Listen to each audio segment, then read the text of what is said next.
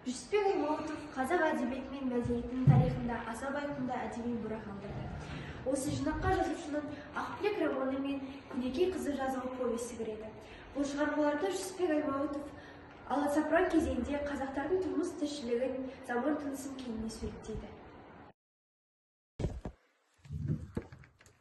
Жүсіпбек Аймауытов қазақтың көрнекті жазушысы, драматург, публицист, қазақ әдебиетінің негізін қалаушылардың бірі. 1889 жылы Павлодар қаласына қарасты Баянауыл ауданында бұрынғы Қызылту, қазіргі Жүсіпбек Аймауытов ауылында дүниеге келген.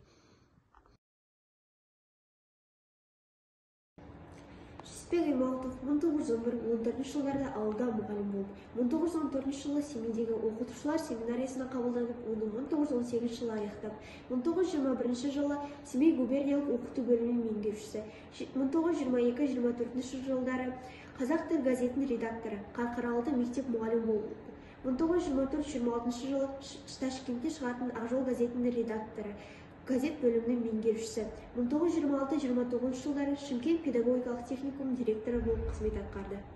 Жазушы өз жайынан мағлұмат атты жазбасында 13 жасынан өлең жаза бастағанын, абайға еліктегенін, болыс боламын деп елге алданған алыпсатардың әпенде әрекетін әжуалайтын өлеңін 1913 жылы Қазақ газетінде жариялағанын айтады.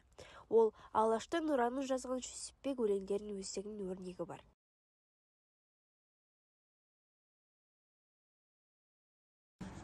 Жүсіпбек Аймауытовның қалам қуат танытатын прозасы дейді. Осы жерге және Күнекейдің жазып повесіне, осыны қойсақ.